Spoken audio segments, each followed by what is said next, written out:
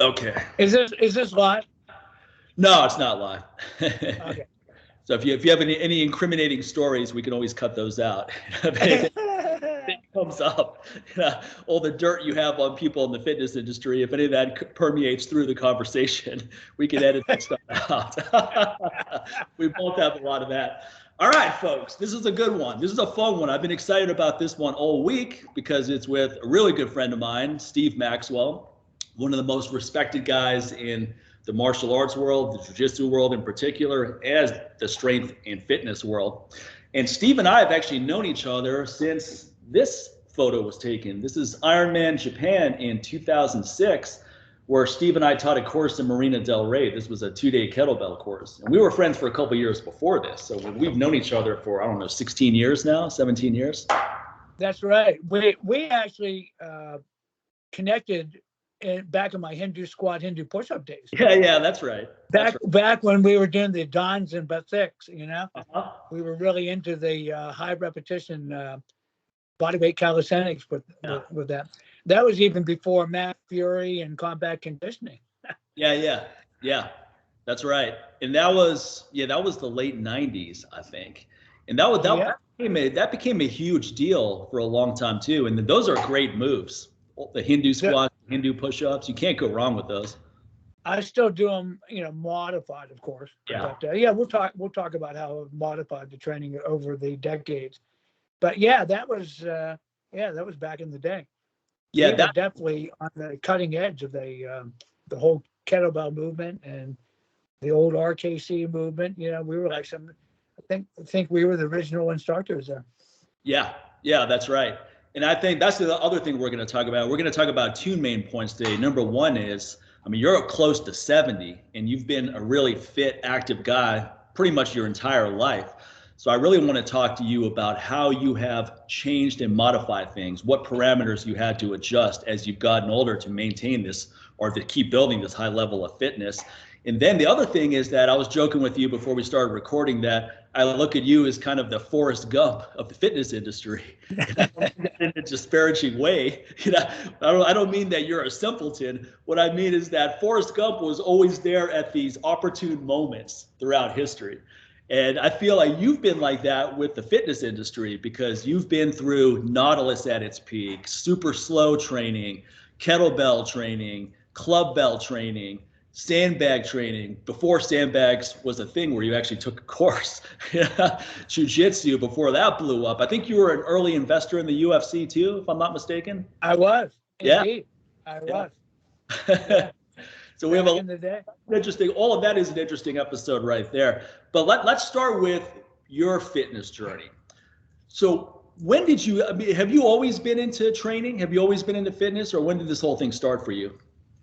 No, not at all. I grew up in the neighborhood of primarily girls. Oh, really? There was no boys my age to play with, other than my younger brother, who was a year and a half younger than myself.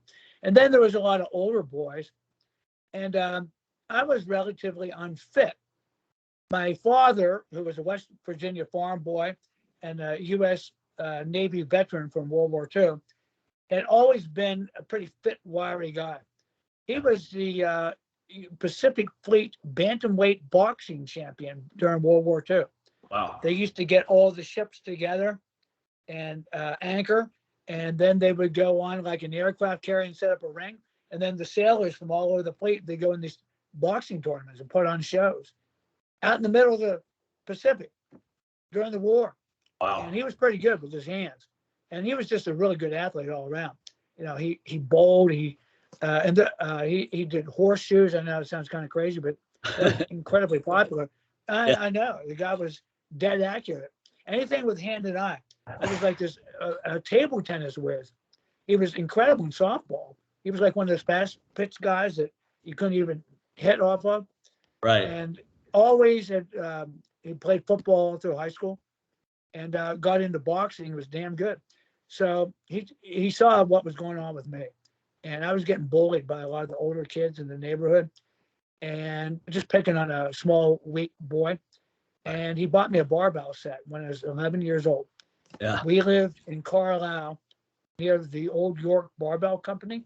Yeah, yeah. And so he bought me a Strength and Health magazine and bought me the Big Ten Special from Right. York. And that was the start. And in those days, you follow these little charts, Yeah. the old York exercises, the double progression method.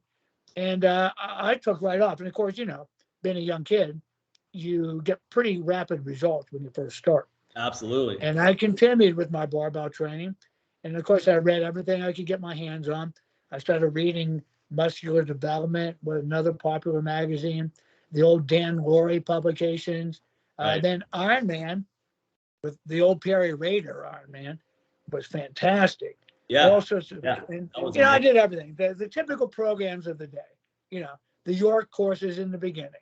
Then I went to the 20 rep squat program, the squats and milk. Yeah. 5x5 was very popular back in the day. Yeah. A South African strongman and bodybuilder by the name of Reg Park, Yep. popular as that. Yeah. Anything I could get my hands on by Brad Steiner. He was really into heavy leg and back work. And so I learned from the very earliest times that intensity is king. And those 20 rep squats were one of the most god awful things I've ever done in my entire life, man. It was like a death march. Yeah. And really hard. So and hard. right about, this continued all through high school. And I went from the weakest kid in school to like one of the two strongest kids in school. And right about that same time, I went out for junior high school wrestling. And I pretty much sucked at every sport. Well, first of all, there was no place to play basketball because I lived in the country. It was just all basically farmland. Mm-hmm. No basketball. Soccer didn't exist. Gymnastics did not exist in the public school system at that time. Yeah. Football is too small. Track and field too slow, or didn't have that slow twitch muscle endurance. Right. I did try to throw javelin, and I did participate in those sports, but I just wasn't good. But man, Mike, I'm telling you, the first time I went out for wrestling in 7th grade, wow, I had almost instant success. I just had a knack for it. Wow. And I fell in love with it. And all of my attention was to making myself a better wrestler. So I never got caught by the bodybuilding bug or the weightlifting as a sport bug. Right. It was always using weights as a modality for making me a better grappler. Right. And I entered Westchester State Teachers College in 1970 as a freshman. I was a young freshman. I was like 17 when I graduated from high school. And there, I had been a very good high school wrestler. But boy, when I went to college, there was a Division I NCAA program. All of a sudden, I was just another high school Harry, There were some really tough guys in that wrestling team. And so I realized I needed to take my strength training and everything to the next level. So I really started to explore. And I joined the Westchester Powerlifting Club thinking that heavyweight is the way to go. Yeah. Mistake. It had nothing to do with it. And I quickly found out that even though Did you find that the strength just didn't transfer over, or what happened there? That's right. It didn't transfer. I was getting my ass kicked by guys that didn't even lift weights at all. I realized that grappling is a technique, man. Yeah. And it seemed like, it's a very special type of conditioning required that can only be built through wrestling. Right. So I went to a more general strength training program, stopped all the heavy lifts, which take a lot of skill, and I admire powerlifters and such. But I was also starting to manifest some orthopedic problems. Right. And I just realized, probably not the right way to go. I mean, let's face it, wrestling's a rough sport. It's hard enough on your joints. Yeah. I didn't need to be adding, all the extra stress of trying to max out with heavy weights all the time. Right. And right about that time, I discovered the Arthur Jones and the high intensity training system and Nautilus. And actually, after a meet as a sophomore, a guy came up to me and said, "Hey, did you hear there's a Nautilus gym in Pennsylvania?" I said, "Really?" And I was really intrigued. And it was at the Drexel Shopping Center. It was run by these two ex-athletes and bodybuilders. One guy was a martial artist, John Carton, and Greg Ellis, who's now a PhD in nutrition and biochemistry. Yeah, your friend and at Greg. the time, he was, yeah, Greg Ellis. He was working on his master's degree in exercise physiology at the time. Anyway, I went down there, and wow, I was blown away with the Nautilus machines and how intense the workout was. I was like, whoa. Yeah. And I started training down there, and then I actually got a part-time job working for Greg. I would run the place on weekends, and I made great progress. Those old Nautilus circuits where those machines were absolutely brutal. They really provided me with a lot of extra gas in the tank and a lot of strength and endurance. All the factors you need to be a good athlete. Right. And I was really happy with that. My senior year, my record in NCAA Division I was 18-2-1. That's a damn good record at the Division I level. Yeah. We wrestled some tough schools. Tremendous. My problem was I always overtrained and did too much. Wasn't getting enough rest. Always taking it, pushing myself, and not just the Nautilus circuit, but with the wrestling too. The two together was too much. Right. In those days, they used to advocate you get 3 workouts a week. Yeah. Another thing that kind of blew my mind at the time, I had been powerlifting, and I noticed after about 6 months of Nautilus, I went back and tried a bench press, and I was really weak in the bench. And I thought, what the heck is going on here? How can I be weaker when I've gotten stronger in all the machines? Yeah. And it finally dawned on me, it's a specific skill. Right. If you don't practice lifting heavy weights, then you're going to lose the ability to lift heavy weights. Right. It's just, the neural muscle pattern, the firing of the muscles. You have to practice that. Do you think there's more transfer from free weights to Nautilus or machines than the other way around? I don't think. I think strength transfers to everything. Pure strength, not skill. Yeah. What I discovered was the more skill a particular lift takes, the less transfer to anything else. Okay, got it. Makes sense. And but for sure the Nautilus circuit worked, man. It worked well, and I stayed with high intensity training all through my college years, even after I graduated from college. But then there was a time when I didn't have a Nautilus gym available, so I started applying a lot of those high intensity principles to bodyweight calisthenics. Your typical chins, dips, squats, later one-legged squats, and so forth, and handstand push-ups and all that. I stayed in great shape just doing general exercise. And eventually, I opened up my own gym, and I equipped it with primarily hammer strength and Nautilus. That was January of 1990. In that decade, from the 70s through to the 90s, I had been a fitness manager for several different Nautilus chains around Pennsylvania. One was run by a guy, Ken Dion, called, what was it? Club 24, Club Nautilus. That's it, Club Nautilus. And it's more sales than anything, really, Yeah. But in those days, my personal training didn't exist. The day I found out that someone was willing to pay me money to work them out, I couldn't believe it. It's like, what? I do this for free. I like doing it, Yeah. And I was right in that cutting edge of the whole personal training movement.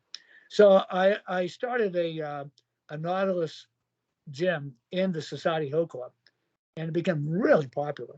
And I had people from all walks of life coming in there, and it was really nice. But then the sheriff foreclosed on the mortgage of the place. Apparently, the gym owner, it was a tennis, swim, and squash club. He hadn't been paying his bills. And we had all these workers in there. A huge staff of people depending on this for their livelihood. And the sheriff came in one day and kicked us all out. Wow. He put chains in the door. And some of that equipment I bought myself and put in there. So, later I was able to go in there and get what I owned. Right. And but in the meantime, I had been putting hammer strength equipment in the basement of my Philadelphia row home and buying piece by piece. Every few months, I buy a new piece. And I had a really nice starter line of hammer strength and free weights. And when the Society Hill Club shut down, one of my clients, Bernie Spain, who owns Spain's Card and Gifts, the guy went from just one store and just barely making it to, speaking of business, to owning over 1,000 store franchise, and becoming like a multimillionaire. Wow. And he had this space that was unrentable, and he gave it to me and my ex-wife, DC Maxwell, to fix up, renovate, and that was the start of Maxercise. And man, what a mess that place was. Man, it took me 2 weeks of just hauling crap out of there, throwing it out a window into a dumpster. It was unbelievable, man. And I did this on a shoestring budget. I didn't get any permits, nothing. I just did it, you know? Yeah. It was unbelievable. I can never get away with that now. Yeah. And we dismantled all those machines, put them on a pickup truck, drove them, carried them up a flight of stairs, reassembled them. It was about 11 machines altogether, and then I bought a bunch more. And I started that gym for less than 10 grand because I already had my starter line. I already had a whole crap load of free weights, you know, for the plates. And that was the beginning of Maxercise. And then that same place, right about the same time, I started getting involved with Gracie Jiu-Jitsu. I became very, very interested because in all that time after I graduated from college, I still dabbled in wrestling, you know. And I actually taught school for a couple of years, but I didn't like teaching kids. I really didn't. You know, it's really tough. But I did coach wrestling, which I like. How did you come across jiu-jitsu? Because this is pre-UFC. So it wasn't as if you were watching the first UFC and you go, man, I need to learn this system. This is before all of that. I was actually remember those old big VH cassette videos? Oh, yeah, sure. Yeah.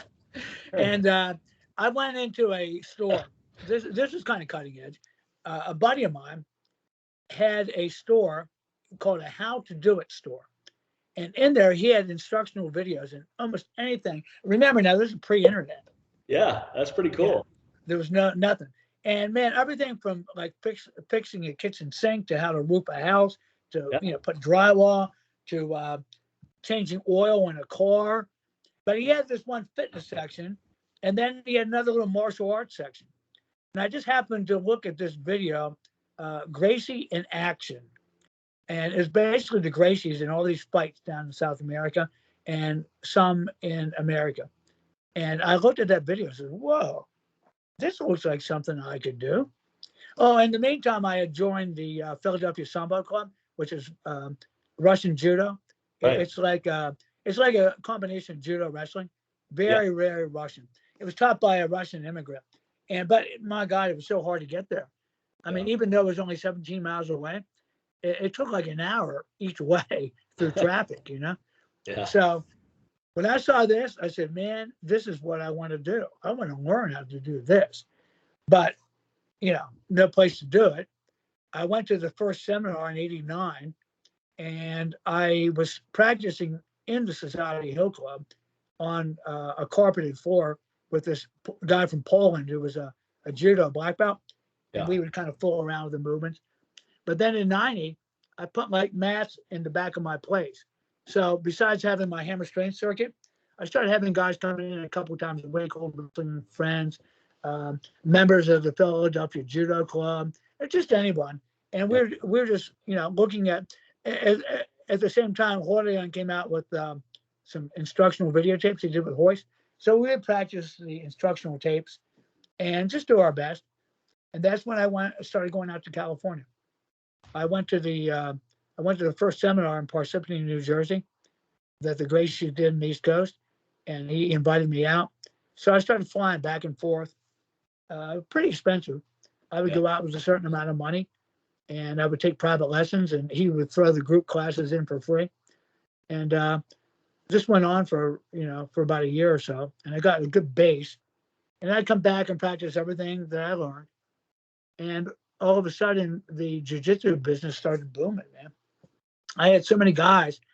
I got permission from the building owner to renovate the next floor above me, which was raw warehouse. And, you know, I started out with just like a 10 by 20 mat, but I kept adding pieces, old universal Resolite remnants. I would go to Sunbury, PA with a truck, buy like either a refurbished mat or remnants and bring it back, carry it upstairs. And it was all taped together like a patch quilt. And it looked really ugly. So eventually I got a mat cover and covered the whole thing. It looked pretty good and padded the walls. And eventually I had 2,500 square feet. And I became a Gracie Training Association. And at one point I had like over 250 students coming in and out.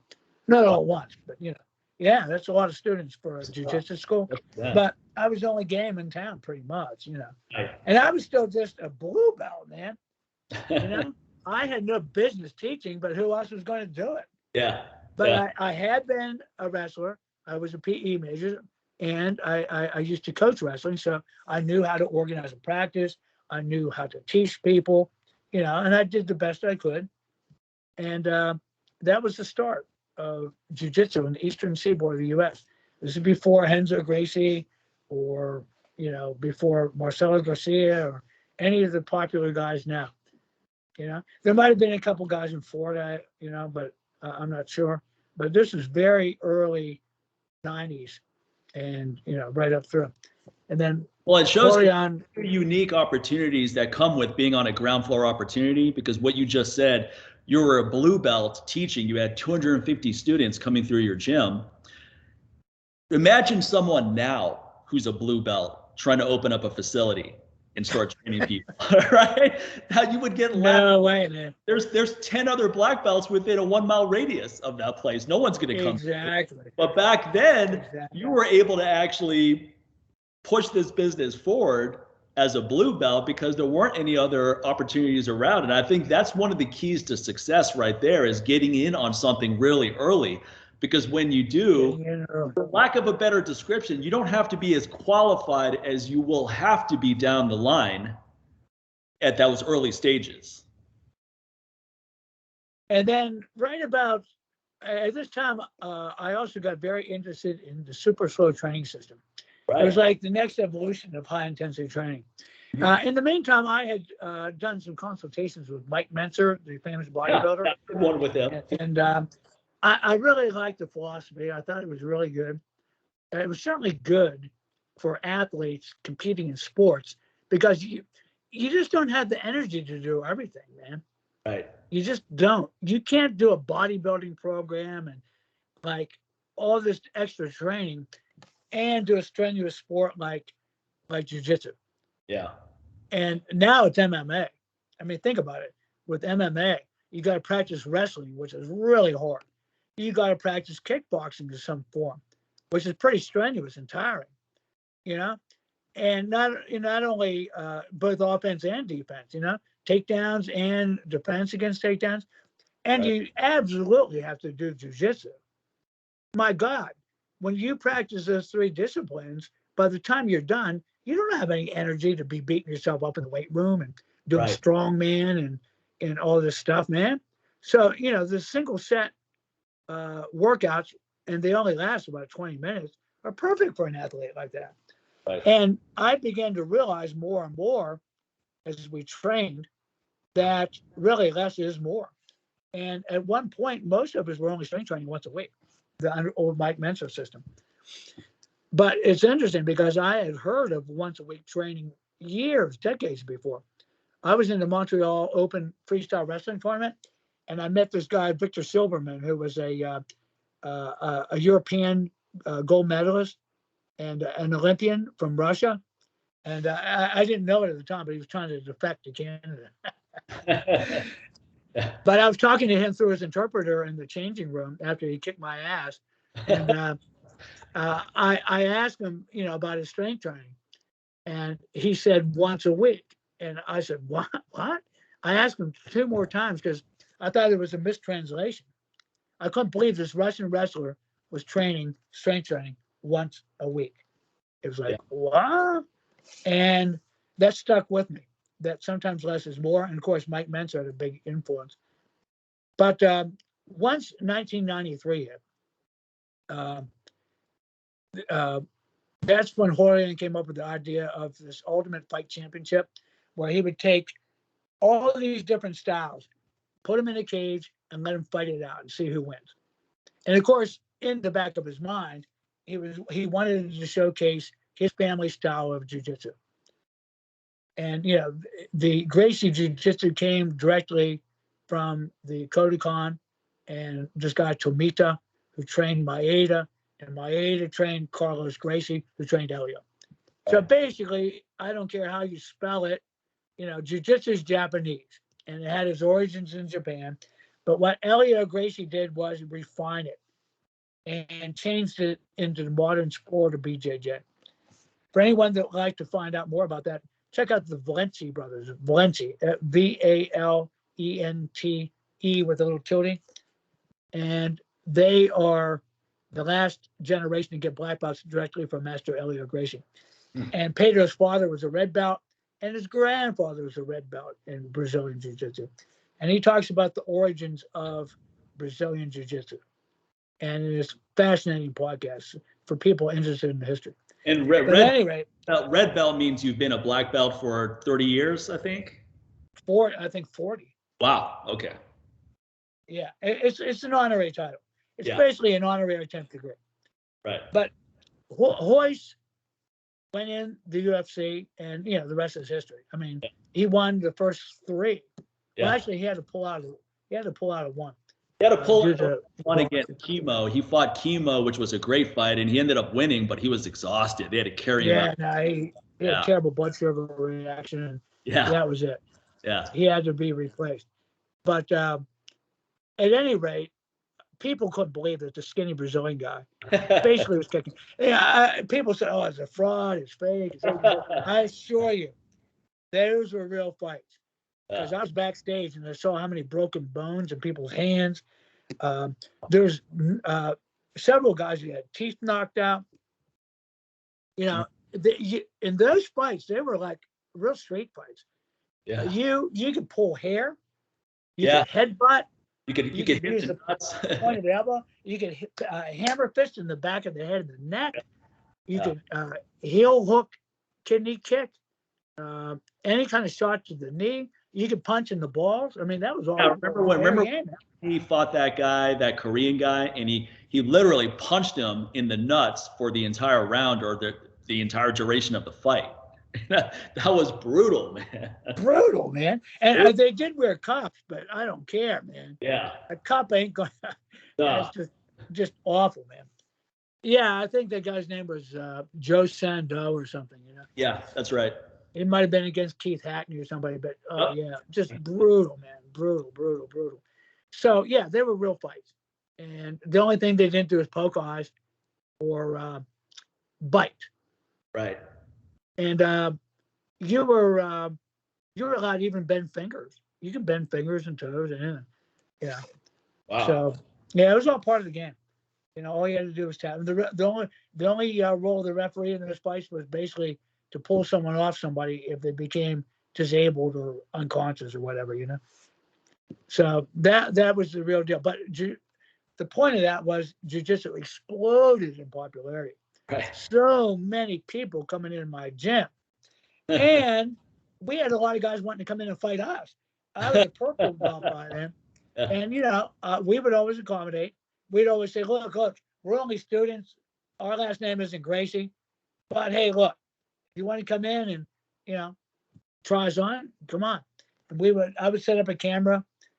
I had a video camera. We'd record. So there was no question about what had happened.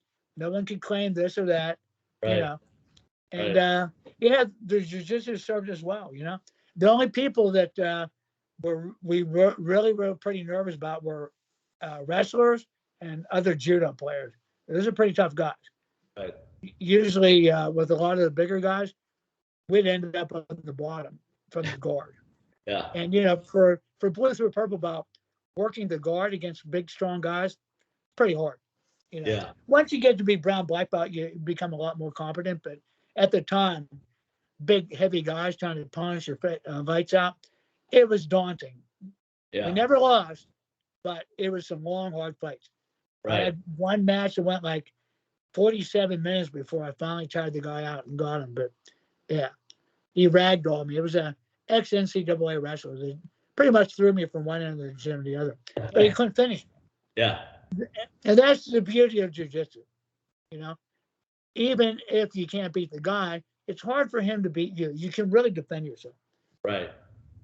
Around this time, though, man, people just started coming out of the woodwork. They were, it was like guys would fly up from Brazil smelling an opportunity, and mysteriously the purple belt would change into a black belt before they landed in Miami. So you had all these, unqualified or fake black belts teaching, and just, everyone. Of course, I can't talk. I was teaching as a blue and purple belt, but there was no instructors around. There was like a dearth of instructors. So Florian and Elliot got their heads together and they came up with the instructor training program. And it was, I was the first person to get the teaching certificate from the instructor training program, the Gracie program.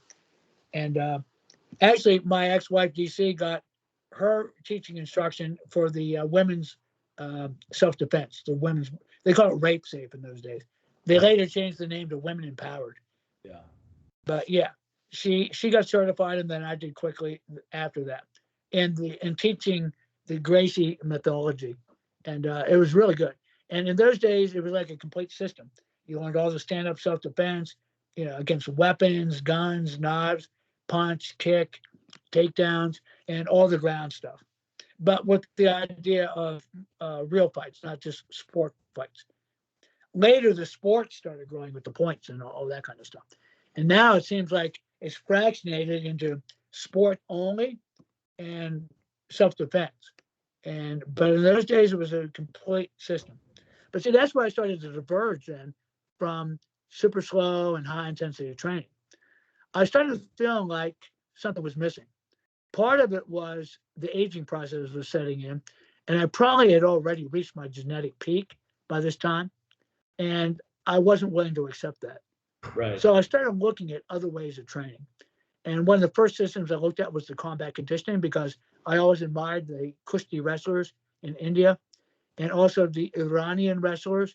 And I started looking at their traditional training systems. I thought, well, maybe I should do this, But unfortunately, a lot of that high repetition stuff, as you know, you did it too, completely burns you out, man. It does.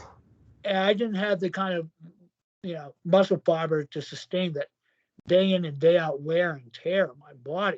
The joints get rocked too. I mean, when you're, it's one thing to do 50 Hindu squats and 25 Hindu push-ups, but when you work up to 500 Hindu squats or 1,000 or 500 Hindu push-ups or even a couple hundred, especially if you're doing it often, it's going to be a lot of wear and tear. I don't care how good your technique is.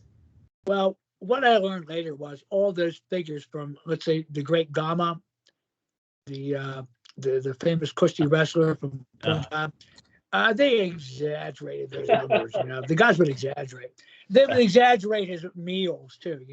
I mean, this guy was eating probably about 10,000 calories a day. No freaking way. Of course, he was fat, but he was powerful, man. And he was a heavyweight. But yeah, I learned later a lot of that stuff was exaggerated. And when you look, I got a whole bunch of videotapes of actual video from India. Yeah. And the guy's form was horrible. Half reps. And it was like, well, no wonder you're getting that many reps, Your form is so freaking shitty, So I started looking at other stuff, I got real interested in dinosaur training with sandbags and all that, which is good. I actually got good results from all these things. I'm not saying these things don't work. I'm just saying that the wear and tear factor is a real deal. And, it comes to a point that you're lifting these heavy, unwieldy sandbags. You put yourself in a position to tweak stuff and get hurt, especially as you begin to fatigue, Right. And I explored a lot of different systems, that's when I heard about Pavel and Milo magazine. He wrote a book. What was it? Vodka, pickle juice, and kettlebells in the morning or something. It was one of the first articles. And I thought, wow, what is this? I'd always been kind of intrigued with the Russian mystique. The Iron Curtain had fallen. We were getting more and more info. More and more Eastern Europeans were moving to the U.S. And I thought, wow, this sounds like something I'd be really interested in. Yeah. And Pavel was a great writer and, just a great promoter. Right. So I called him up. I cold called him.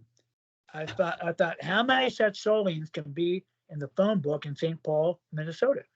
And man, he was really nice. He invited me to attend a workshop that he was doing in New York.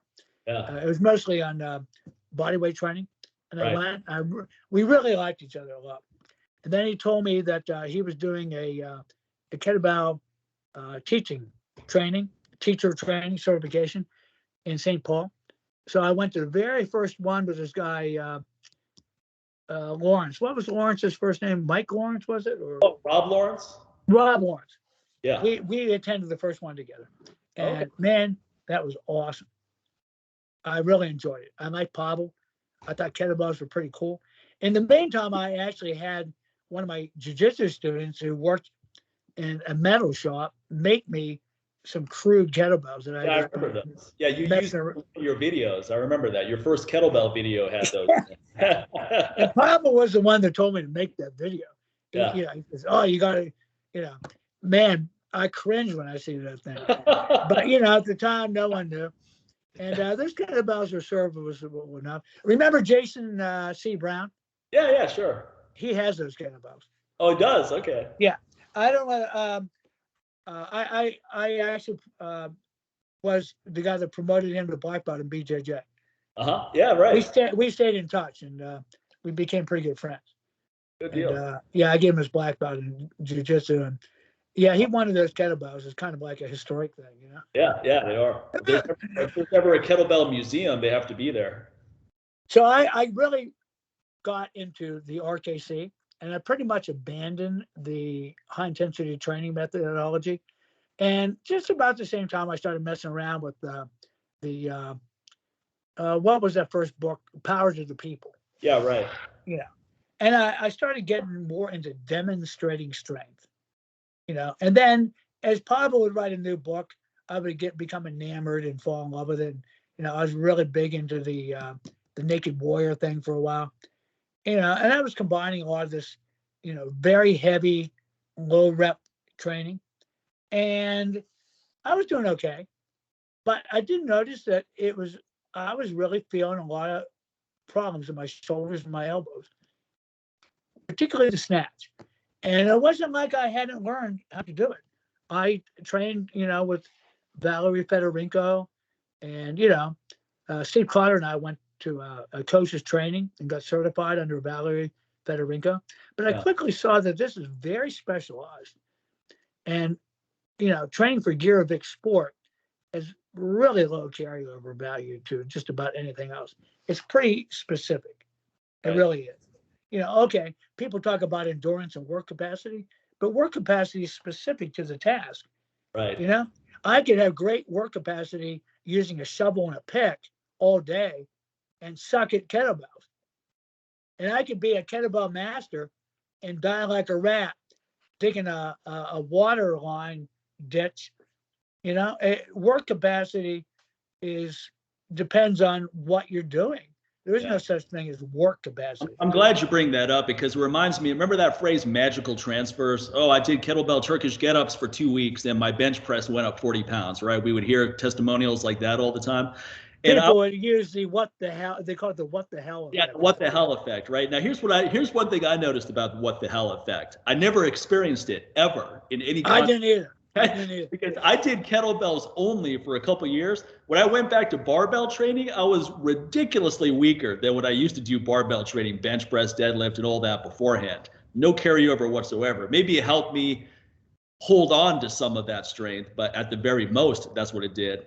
But it's certainly nothing more than that. And then I've also found that I do the elliptical trainer. I have one here at the house, and it's great for conditioning and cardio and all that interval training. But if I go for a steep hike in Red Rock, I'm dying. You know, it's like, why isn't the cardio from the elliptical training carrying over to that? I should be running up the hill.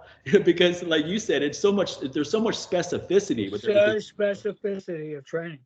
It Yeah. was my theory in that what the hell effect was, they would stop doing whatever it was they were trying to get good at and allow themselves to recover and recuperate. They were training it too often, too much, too heavy. And when they backed off for a while and they Yep. came back, they were stronger. Absolutely. 100%. But yeah, I discovered how specific activity is. Even when I was in 8th grade, my dad took my brother. My dad was a prodigious walker. He worked for the Department of Agriculture. And part of his job was covering every square foot of counties looking for this rust spreading barberry bushes, which were destroying the farmers' crops. Mm. And when they would find these bushes, they would destroy them because they would produce these spores that would eat up the grain products of the local farmers. And sometimes he would go up and down over, over the Appalachian Mountains, like literally every square foot of certain counties looking for this. Yeah. And so he was an unbelievable walker. So my brother and I had been running for wrestling and for football. We thought we were pretty good, you know. I used to get like 8 laps in the 12-minute run fitness test. And I thought it was pretty badass. Man, he took us out for a hike one day up these steep mountains. Oh my God, I died like a rat. He was leaving both of us in the dust. And I couldn't believe that walking, especially uphill, could be so strenuous. And that my running really didn't carry over very much at all. To like walking up steep hills and all that. So, but at any rate, I immersed myself in the RKC. I did. And I bought it hook, line, and sinker. And it was really funny because in the beginning of the whole thing, I remember my ex-wife DC, who was on the cover of that From Russia with Tough Love. Right. I remember saying to me, wouldn't it be a kick in the pants if a decade from now we wouldn't find out that this stuff is really bad for your joints, are really bad. Really bad. And at the time I said, oh, hush your mouth, don't even say it. Yeah. But she was right. And since that time, she's had a hip replacement surgery. Wow. Pavel has had his elbows surgically operated on, I believe more than once. Look, you can't, when he was on the Joe Rogan show, he claimed, Joe said, how come you only do swings and dips? And Pavel said, because I like it. The real reason is because he can't do anything else. He's basically destroyed his joints. Yeah. He used to push and promote all that West Side Barbell stuff. Dude, the guys in the West Side Barbell are ruined. Yeah. Completely destroyed. Yeah, poor Louis Simmons can't even, they're in such pain. There was a Netflix documentary. Yep. Oh my God, these poor guys, man. But they did it, overtraining, too heavy, too often, all those max lift. It totally destroys you, and that's what they're basically promoting.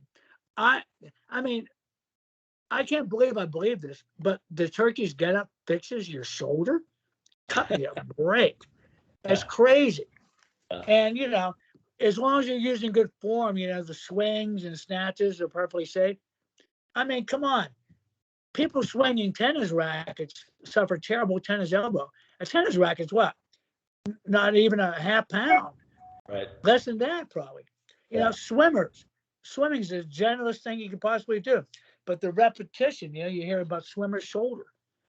I mean, what do people, and, golfers are constantly, Tiger Woods had multiple surgeries, what do people think when you start swinging around 24 kilogram and 32 kilogram kettlebells? They don't think there's going to be shearing forces and all sorts of micro trauma and subacute injuries. Damn near every workout you're producing subacute injuries. Right. The problem is they don't manifest. It's like smoking cigarettes. Yeah. I knew guys that smoked for decades and they seemed fine right up until they weren't fine. And then they would come down with a diagnosis of lung cancer or emphysema or whatever, It's like that, any of that slow build-up stuff. And I'm convinced that over time, kettlebells create a lot of trauma. I tell you, I used to be pretty flexible. I still do yoga, but man, my back is so freaking stiff. It's the shearing force of the swing. I maintain, and what I discovered was there's not one benefit that a kettlebell swing can get you that you can't get better and safer doing something else. Hinge style deadlifts, for example, are fantastic. You know, if you use good rate of speed, I'm not talking about max efforts, you know, or back extensions are fantastic for your back. They definitely fixed my back up, but I was having some serious back issues for a while. My right shoulder was just, every time I do the snatches and even get ups, is like, oh, this is such an insult. I just stopped doing all this crap because it wasn't feeling good. And then I hear, Dan John, big, he had both hips replaced.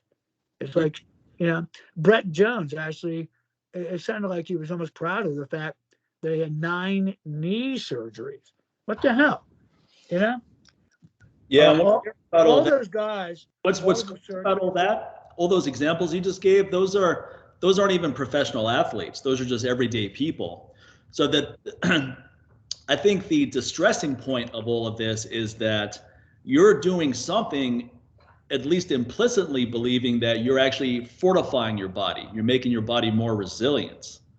But now you have to address all these injuries from the system that's supposed to help prevent injuries rather than cause injuries. Exactly. And that was always the point with the high intensity training system that I learned, that, the exercise should help. You can't guarantee anything, but help prevent injuries rather than cause. And unfortunately, a lot of these exercises are the cause, the root cause. I'll give an example of something you see all the time. Are you still an NFL fan? Or were you ever an NFL fan? An NFL fan. So I've made consistency, but I'll probably know who you're talking about, though, because I do follow it on a surface level. Well, it's an absolute murder sport. Yeah. I mean, really bad. Yeah. And oftentimes you'll see like a star player running down the field, maybe even a non-contact play, and all of a sudden he pulls up lame, or he'll twist his knee or hurt himself, and you think, wow, there wasn't even any contact, or it was only incidental contact. It didn't look that bad. I mean, how the hell did he hurt himself? An elite professional athlete. What people don't realize is that injury had been brewing, had been building in the gym for months from just doing crazy stuff. Right. Jump squats, power cleans, box jumps, plyometrics, all this, really harden your joint type activity, explosive reps, all that stuff. And every workout the guy was doing, he was getting like this little subacute injury, little insults to the connective tissue and the joint. And it was building till the straw that breaks the camel back. He'd be in a game and something would just blow. But what he was doing at the time wasn't the cause. The cause had been going on for months. And I saw that a lot in jiu-jitsu and MMA and everything else. A lot of the guys were building these injuries into their body. Yeah. So I started really paying attention to this. And I decided, by this time I was already, in my 50s. And I decided I was going to start taking it a lot easier. And I pulled way back from all the swings and momentum-based lifts and, anything that I thought was causing me trauma. And I went back just to basic calisthenics, not super slow, but not fast, not explosive, and I had pretty good success with mitigating and, managing pain that had been building up. And I started feeling better and better the less kettlebells I did. And of course, I was still involved with jiu-jitsu, which is a damn dangerous sport unto itself. But, pick your poison, I mean, if people are into kettlebells for the sport, okay, God bless them. If that's what floats your boat, go for it. If you're into CrossFit and you really like it as a sport, go for it. But those things are not ideal for training for health, longevity, and not ideal, not even close to ideal for training athletes in other sports. They're not. And that was the big lie that, one-stop fitness conditioning. Nope, not really. Right. Here's another problem a lot of people have. They can't understand the difference between weight and resistance. uh, resistance can be really high, even if the weight is really low. If you use, slow, no momentum speed, you stop short of lockout on, like, let's say, squats and push-ups. A relatively light weight can be hard as hell, man. Right. I have a way of doing body weight squats, and I did a seminar at the Cincinnati Reds baseball training facility, and it was all the trainers were there taking the seminar. I was talking about safety for the players, and this one guy said that he was doing barbell squats with over 500 pounds for sets and reps. That's pretty strong, dude. He was huge too, by the way. So I demonstrated a proper body weight super slow squat. The dude died at his fourth rep and fell over. He couldn't believe how hard it was. Yeah. Just by teaching him how to stay out of the unloaded position. The secret is only doing the bottom 2/3 of the squat. I see. And he wasn't even flexible enough to even get down in the squat. So I had to hold on to like a power rack because he was so stiff from the barbell squats. But he couldn't believe how hard it was. And see, here's a guy that can lift enormous weight, but the resistance was relatively light because he was only doing half reps and real fast. And in between each rep, he'd lock his knees and we'd get a respite, a little unloading. But when I loaded him up and we slowed the movement down, took all the momentum out, and didn't allow him to get into the easy range of motion, all of a sudden now, the weight was light, but the resistance was way more than it was for the 500-pound squat. And that's what people don't get. Demonstrating strength versus building strength. Right. When you're doing general strength, it transfers to everything. When you're doing specific lifts and, trying to build, your bench or your squat, your deadlift, that strength transfer. I'm not saying it doesn't transfer. Of course it does. But it's not the best way to get that transference. You don't need all that heavy weight and all that pressure on your joints. You just simply don't. You can get the same level of strength, and that would explain a lot. Because I can remember in jiu-jitsu going up against guys that didn't lift at all, and I thought, wow, this guy is so strong. How can he be so strong? And I realized that just because I could lift a heavy weight didn't mean that all that strength was available to me on the mat. And the skills that it took, to balance the bar and the skills to lift a heavy weight, they didn't transfer at all. Not at all. Skill doesn't transfer, but, strength does. And you will get strong. There's no doubt. Kettlebells work. I'm not saying they don't work. Powerlifting works. It all works. But there's better and worse. And wear and tear is something that young guys never think about, man.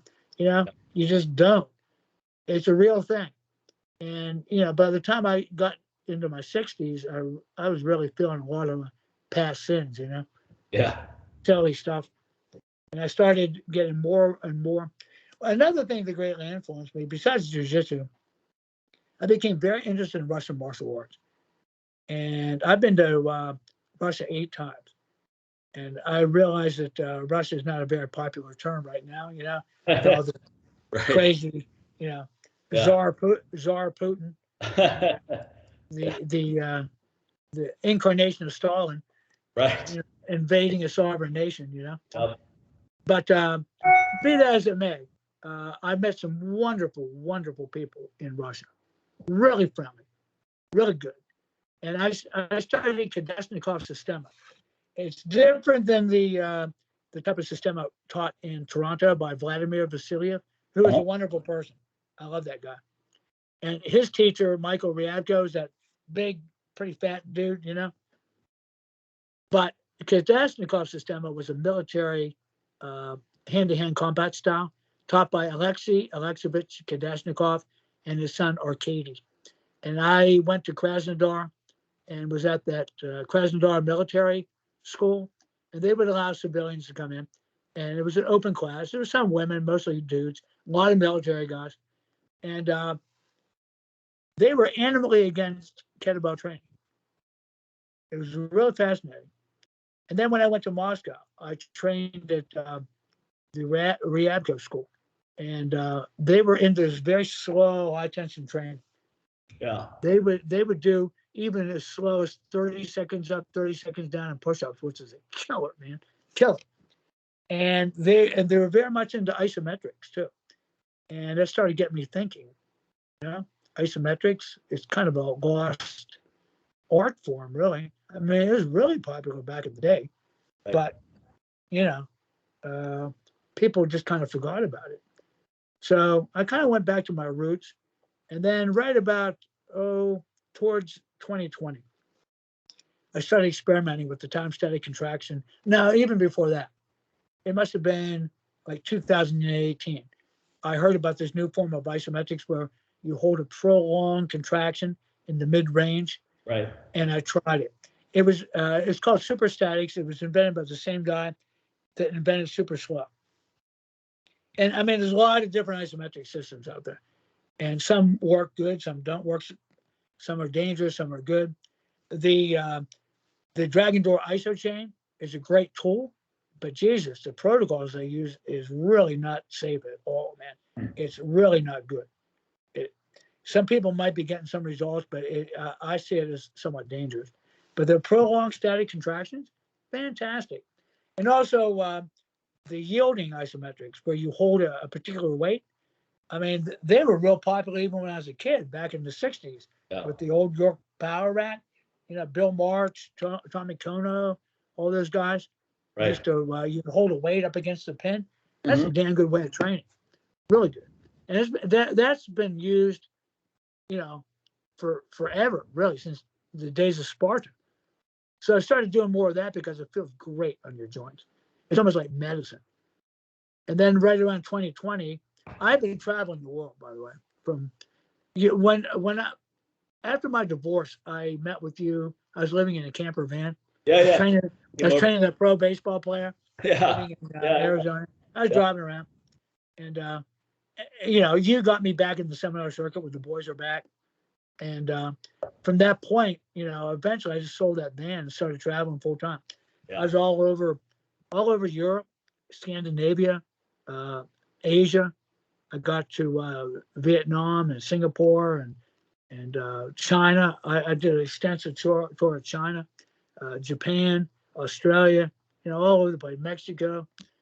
A lot of traveling around. Right.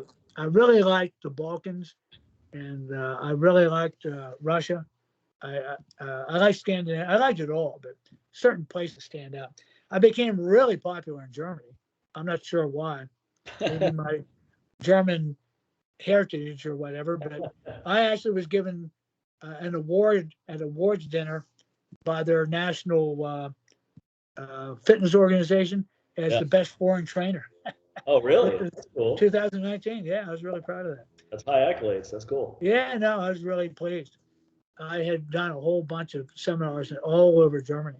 Yeah. I still have online clients from Germany. But yeah, I pulled off the road just before the pandemic hit. And, you know, I've been poked fun of, you know, for using this astrologer I've used forever. Yeah. And, you know, Joe Rogan took me to task on that one. But I'm telling you, this guy gave me clear warning. So almost a year before the pandemic hit. He was seeing something. He said, get back to the U.S., find a place to hole up. This is gonna be bad. Well, what made him think that something was on the horizon? Just the way he was looking at the charts. Yeah. He could see there's going to be a disturbance, worldwide disturbance. But he didn't know what it was. He just know that you didn't want to be on the road. I mean, I read about people getting trapped overseas and basically going through their life savings, you know, forced to live in a hotel or something because they couldn't leave the country, man. Oh, that's a nightmare. Oh my God! I read about this poor British company couple, man and wife, got trapped in the Maldives. They were staying at a 4-star or 5-star hotel. Yeah. They went through their whole life savings. They couldn't leave. They couldn't go anywhere. They're in quarantine, and they basically became destitute almost. They couldn't go back to the UK. They couldn't leave the Maldives. It was a bad situation, man. That's horrible. I didn't even think about that. So I bought a tiny house and set it up on Teresa's father and mother had lived here for many, many years. They came up from Orange County, California. Oh man, way back during the tech boom. And her dad did really well, you know. He was a geologist, but he was also a computer programmer back when it was kind of a new thing. And he set up a really nice 5-acre property out on the Olympic Peninsula, surrounded by woods and trees, and very nice rural area. Anyway, he died, and her aged mother was living by herself, and she's in her 80s, and she's still pretty spry, but you know she's beginning to fail, you know, physically and mentally, and she just didn't feel good about her mom living by herself. Right. So the mom was happy for us to come here, you know, because she does need help on a big property like this, and so I didn't want to live in the house. I wanted my own space, so I bought this really kick-ass little tiny house from Idaho and had it brought here from Spokane, Washington. Yeah. And set it up in the property, and so I have my own little space here, which I really like. What's the square footage of it? It's like 8.5 by 22. Okay. But it's high. It's like 13-foot loft. Ceiling, I mean, there's like a loft bed. It's actually like a bigger version of my old van. Okay. Yeah. But it has a full-size shower, and you know, really plumbing. I didn't want like you know, there's like little compost type toilets. I wanted real plumbing. I have running water. Yeah, that's too rustic for me. Yeah, no, I wanted my amenities. I have satellite TV, you know, and also internet TV, so I can watch UFC and, you know, NFL games. Right. It's my vice. Yeah. Yeah, I still like to watch sports, and you know, I like movies and stuff. Sure. So yeah, I like it. But at that point, then I was pretty much just doing. Of course, I was on the road. I didn't have a gym available to me. You know, and most gyms are just god awful with the music and all this crap. You know, right? People primping and preening, and so I preferred, you know, working out by myself. I like to work out outside. You know, I real simple. You know, pull-ups, push-ups, chin-ups, dips, squats. You know, I still do one-legged squats occasionally, but I found a way to make double-leg squats really hard. You know, and then I fill in the gaps with isometric. Well, what do you with the double leg squats? Are you talking about just isometric holds throughout the range of motion, or very slow, deliberate technique? Very slow, deliberate technique. Very slow, deliberate technique. And it's brutal. But isometric squats are killer, man. Yeah. I'm not talking about the wall sit, but you actually put a strap around your waist and crisscross it, and then step on the ends. I have a strap with loops, so I just slip my feet in the loops, and then I press up against the strap. Oh my God Almighty! It's every bit as hard as anything I've ever done. And this form of training that I'm doing isn't easy, but ironically, it's the safest form of training I've ever done, because everything is deliberate with high tension, you know. But I think some of the myths that people bought into was that kettlebells would make you more explosive. No, they don't. There's no research to show that they selectively recruit fast twitch muscle fiber. They don't. You know, what do people think? Say that do like could we say the same thing about Olympic weightlifting and exactly? What about plyometrics though? Box jumps, things of that nature. Even let's say there was some research that showed that they did confer a very small infinitesimal advantage. I guess if you're a gold medal track and field athlete, even a 1 or 2% increase might be the difference between winning the medal. Right. But the forces on your feet, ankles, knees, hips, it's just not worth it for the average person looking for good aging, you know? And there's some people that feel that, you know, they don't work at all. I read this fascinating article. I should have pulled this out. There was a guy that just wrote this. I think I sent it to you. About a lot of the Eastern European training like what the Russians were doing, all these formulas was Russian disinformation to throw the U.S. Olympic lifters off. Because if you notice, as soon as the powerlifters and Olympic lifters started adopting Eastern European technique, weightlifting really went down in the U.S. Really did. Because it used to be at a high level, right? People like John Grimmick competing. I mean, they were winning gold medals. All through the limit. The last guy to win a medal at the world championship level was Robert Benarski. I believe that was like in '83 or something. Yeah. Or maybe it was earlier, but yeah. And we have gone downhill steadily. And a lot of this so-called Russian secret training is nonsense. It was basically Russian disinformation. And a lot of systems that came out of that were also based on this disinformation, which would explain, an awful lot of why the U.S. just isn't very competitive in weightlifting anymore. But Olympic lifting, you got to be one hell of an athlete. You really do. I mean, I admire them. But some people say, well, Olympic lifters are some of the most explosive athletes.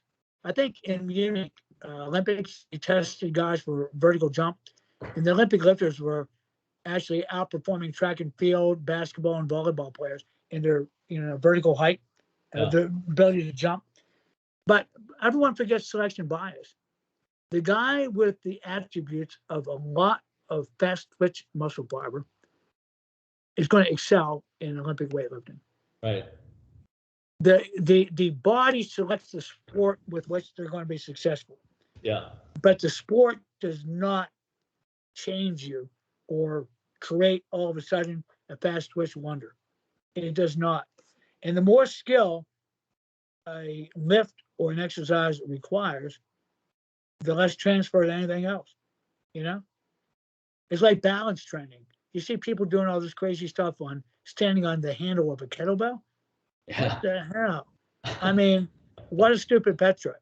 You're really risking serious injury for no good reason. Yeah. I mean, it's a cool stunt, but that won't make you stronger on the ground. Right. Getting really good at lifting on an unstable surface, there is no transfer whatsoever to stable surface, Yeah. Or lifting on unwieldy objects. Like for someone who doesn't know better, it seems like there would be. I mean, like I have an indoor board and I like playing around with it. I don't lift weights on it, but I do. I mean, I lift a kettlebell on it occasionally just for fun, but I don't have any illusion that it transfers over to anything I do on the ground. I think the other benefit, what I like about indoor board training though, is it teaches your body how to relax, because people who get on an indoor board, they tighten up and they go flying right off of it. Flying right off. Trying to brace, they're trying to use tension. While you get on an indoor board, you just relax your body, you just let it move, and then you get to the point where you can keep it still, you can move it at will.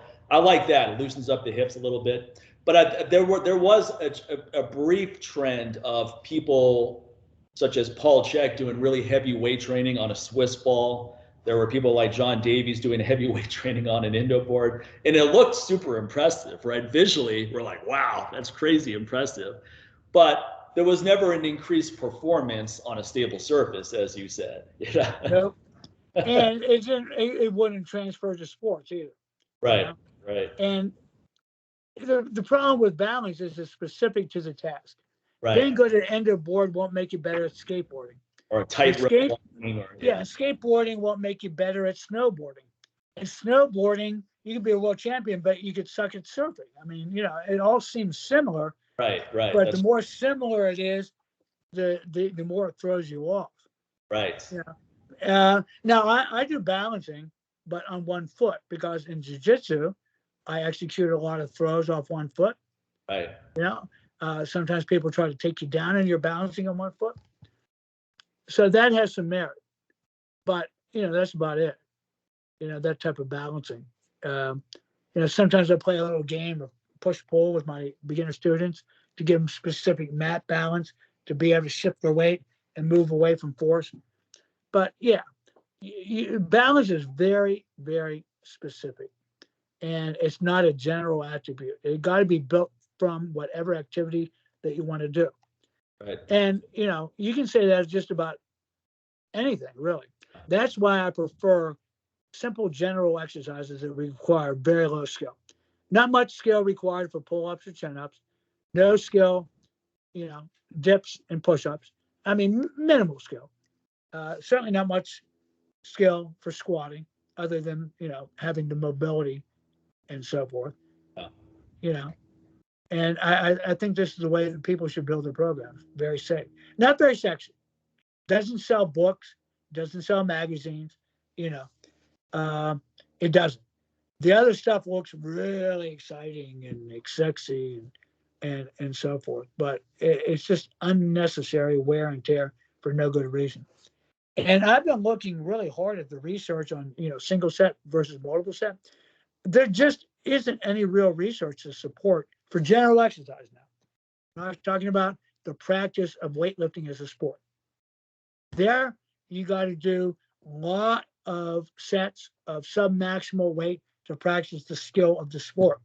Right. I'm talking about condition yourself for, sports in general, not weightlifting sport.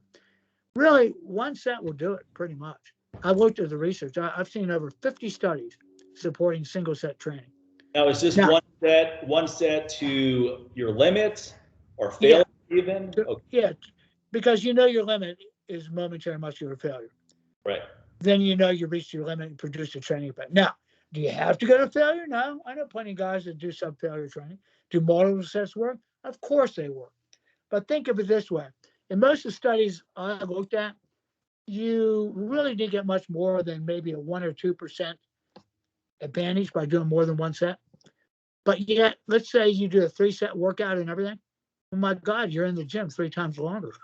You just lengthen your workout, but so it depends on how valuable your time is. You're a businessman.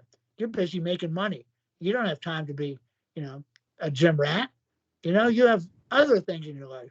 Yeah. You do dog rescue and, all sorts of important. I have the time. I don't have the desire. I could theoretically go to a gym for 2-3 hours, but I don't want to be in a gym for that long. I love working out, but I like being active in other ways. Like skateboarding is something I picked up during the pandemic. I haven't skateboarded since I was a teenager.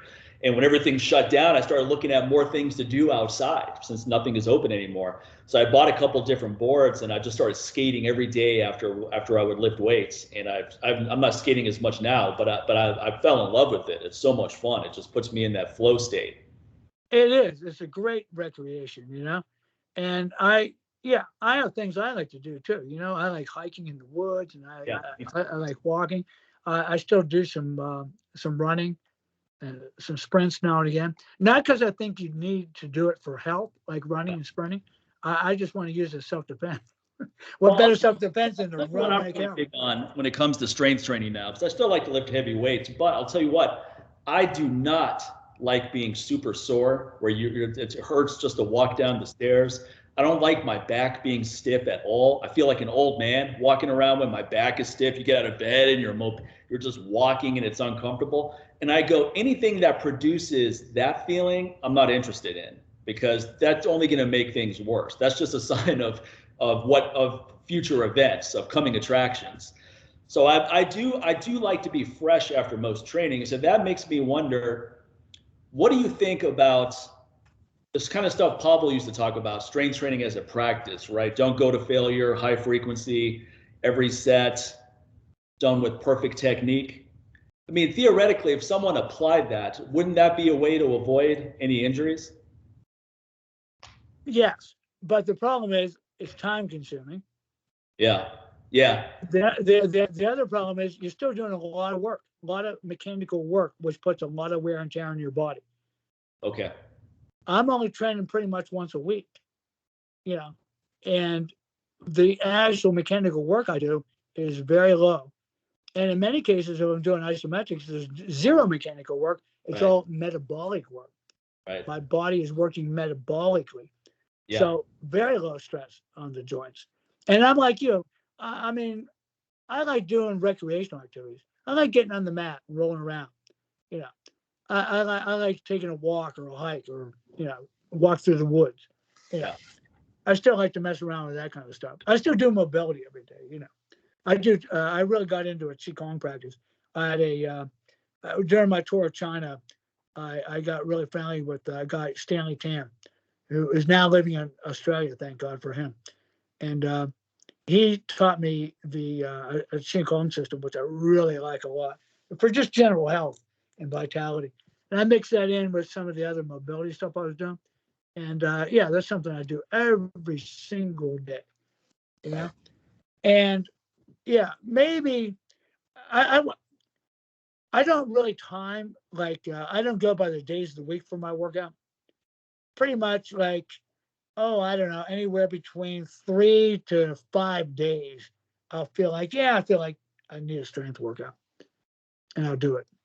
And I don't get sore at all anymore. I don't produce soreness at all.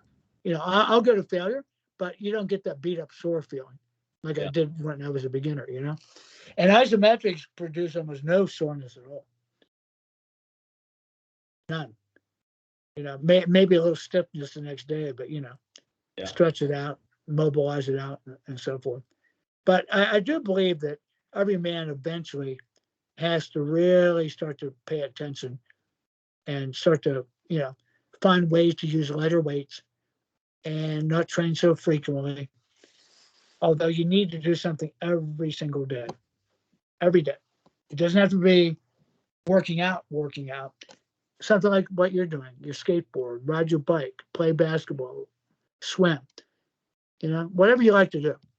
I'll tell you what, Spend the majority of your time doing it. I have a high energy dog, so I get 10,000 steps in walking every single day. A lot of times more than that, but I always get that in as a minimum. That was one of my goals this year.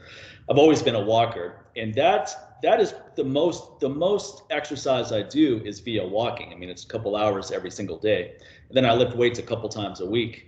But I'm also someone that is close to 50 and I don't compete in anything. I'm not doing jujitsu or playing some sport and all that. So I can push my workouts harder and it's not going to have a negative impact elsewhere because there is no elsewhere, for it to have a negative impact. And I like strength training for the sake of strength training. I'm intrinsically or internally motivated, meaning that I've never competed in any weightlifting sport. I've never competed in anything really. I like doing this for the sake of doing it. I like lifting heavy weights for the sake of lifting heavy weights. But what I don't want to do is compromise my health and vitality or something. I think you can do that. I do. And, the key is to listen to your body and pay a lot of attention to your joints. And, use slow, high tension reps. Don't cheat to lift the weight. The cheating is what gets a lot of guys in trouble. I don't think going to muscular failure is dangerous at all, and it's not the amount of weight that's dangerous. It's how you lift the weight that is dangerous, It's when the guys start using momentum, bouncing the bar off the chest, always going for the extra rep with shitty form. See, as soon as I get to the point where I can't do good form, I'll continue to pull for about 5 seconds and then that's it. Right. No danger, no, heaving or hawing or squirming or kicking or grunting or holding my breath or any of that. Just breathe through it. And I learned this, interestingly enough, from the Systema guys in Russia. Really interesting. They were real smooth, and they try to relax all non-involved muscles and just pretty much target the area that they're working on. And man, there were some really strong dudes using the system. I was really amazed sometimes. Some guys didn't even look that strong, which is another confusion. You have some guys with huge muscles that don't seem that strong, and then you have like real skinny, wiry guys that can demonstrate amazing strength. Yeah. And people think that you need different training systems to do that. No, you don't. It's genetic. Your strength to size ratio is completely genetic. Some guys have good proportions, good neurological efficiency. They're able to contract a lot of muscle per rep, but they don't have the potential for big muscles. And yet they can demonstrate real strength. And then you have guys that seem to be hypertrophy really easy, but they don't have that much potential for strength. Poor leverage, they just, not good neurological system. And then you have everyone in between. Yeah. But I think one of the mistakes we make is looking at idols or the like 1 in a million kind of people, which is most fitness models and bodybuilders, or you'll see oh, I don't know, you just see some guy doing some phenomenal, body weight stunt, and you try to base your training on them. Yeah. That would be like your border collie looking at Doggy Fitness magazine and seeing a Great Dane and saying, wow, if I start eating what the Great Dane does, and I start doing all the Great Dane stuff, I too am going to look like a Great Dane. Nope. Sorry, little border collie, but your genetics. Yeah, I think that's a really important message. I want to stay on that topic for a second because I think that's a really important message, especially in our social media inundated world now, where we're constantly looking at other people as models of what we want to strive for. And I think that's really unhealthy in and of itself. The only thing you can do is improve yourself. You're not necessarily going to look like someone else. So look, especially someone who has a completely different body type than you. Like a lot of women are going, oh, I want my ass to be bigger. It's like, well, ladies, I hate to break this to you, but some are born with it. What's that stupid Maybelline? Maybe she's born with it. Maybe it's Maybelline. Well, here it's like maybe she's born with it, or maybe she got implants. All right, because I don't care how many squats you do. Now you can improve. You can go from maybe a really everyone can improve. Yeah, you can improve from a flat pancake ass to something way better, but you're not going to go from that to looking like J-Lo, or Beyonce, or some woman who naturally just has a great ass. It's just there. Yeah, and like I've fallen prey to this. Like I always admired Jason Statham. I thought that guy. I still think he's fantastic. Yeah. But look, I could do everything. I could shadow Jason Statham, do his routine, eat like him. I'm not going to look like Jason Statham. There's a good chance I would horribly overtrain because the guy has quite a regimen. Yeah. And I think, and here's the thing. Assuming that regimen is the truth, because magazines, as you know, remember that movie Solo with Mario Von Peebles? It was a terrible movie, totally forgettable. It was a Terminator type ripoff. He played an android. Now, anyway, I bring this up because in an article in Muscle and Fitness magazine in the 1990s, he's on the front cover looking pretty jacked. But when you looked at his workout regimen was total fiction. And as a kid, as a naive kid, I believed that he could actually do these things. And I was like, wow, I need to train like that. But one of the workouts was 5 sets of 15 with 315 pounds, 15 pounds on the bench press. 5 sets of 15, like it's nothing. Boom, boom, boom. If you could do 1 set of 15, you would be an elite power lifter. Now, here's a guy who weighs 170 pounds, whose only workout routine was salsa dancing before this movie. And you're trying to tell me that he could bench press 315 for 5 sets of 15 like it's nothing, like it's a wiffle bat. And that just makes me think that whoever wrote this program is someone who's never worked out before. They're like, oh, this will look good. Another one was LL Cool J, and LL Cool J goes, oh yeah, I like to do seated dumbbell presses with 120-pound dumbbells for sets of. Yeah. Good luck in that. I go, if you could do that once, I would be impressed. There's no way you're doing that many reps with that weight. It's like all these guys, like Wolverine and all these, they're like, they're genetically superior people. They get great results. I'm not saying they don't work. Of course they work. Yeah. But trying to emulate them is an exercise in frustration. Most of the time, they're using anabolics too. Oh yeah, for sure. Most of the time, because come on, these are $1 million movies, and you're not gonna have your athlete or actor take every edge they can get.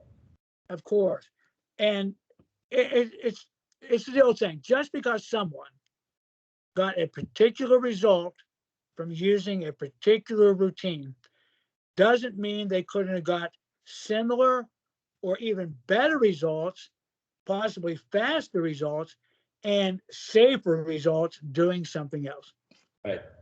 Right.